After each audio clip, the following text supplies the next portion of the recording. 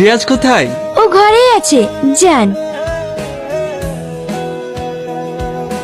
কি ব্যাপার আপনি হঠাৎ? তোমার টাকাটা দিতে আসলাম। মালটাল আমাকেও দাও। সব মাল বাড়ি পাঠাচ্ছ, টাকা পয়সা দিতে পারবো না বলে ভয় পাচ্ছ নাকি? আরে না না, সেরকম কিছু না। এই নাও তোমার টাকা।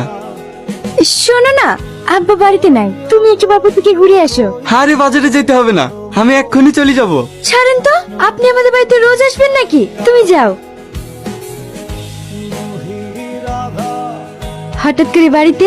তোমাকে দেখতে খুব ইচ্ছে করছিল, তাই টাকা দেওয়ার বাহানে চলে আসলাম। বাবা, আজকাল একটু বেশি ইচ্ছে করছে মনে হচ্ছে। তোমার বউ যেদিন জানতে পারবে সেদিন বুঝতে পারবে। বউর বাপের টাকাই খাই নাকি?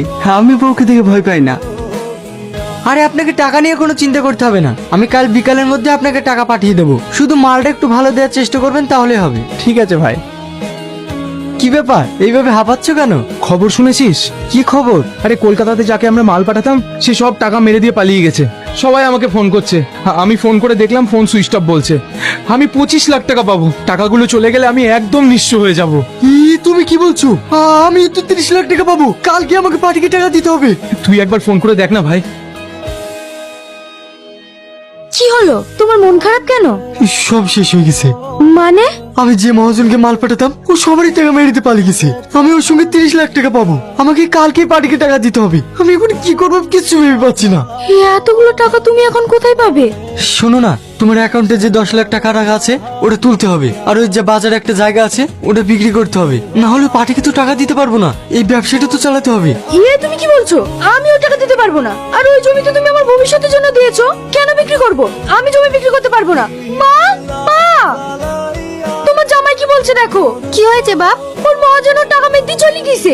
এখন বলছে আমার অ্যাকাউন্ট থেকে টাকা তুলে আমার নামে জমিটা বিক্রি করে ধার মেটাবে। তা কি করে হয়? ও কোনো টাকা দিতে পারবে না।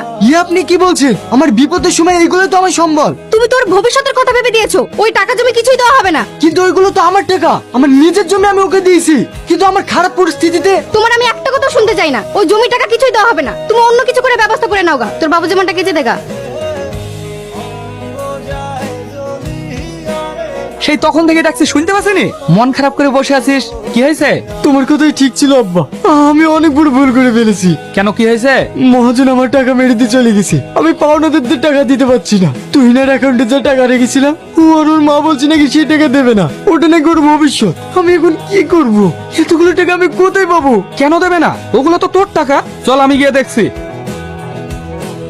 ওর টাকা না দিয়েছেন ভালোই করেছেন, ওর তো একটা ভবিষ্যৎ আছে। আরে রিয়াজকে আমি আগেই বলেছিলাম মালগুলো আমাকে দিতে, তখন আমার কথা শোনেনি। আর তাছাড়া ছেলে হিসেবে তো অতটা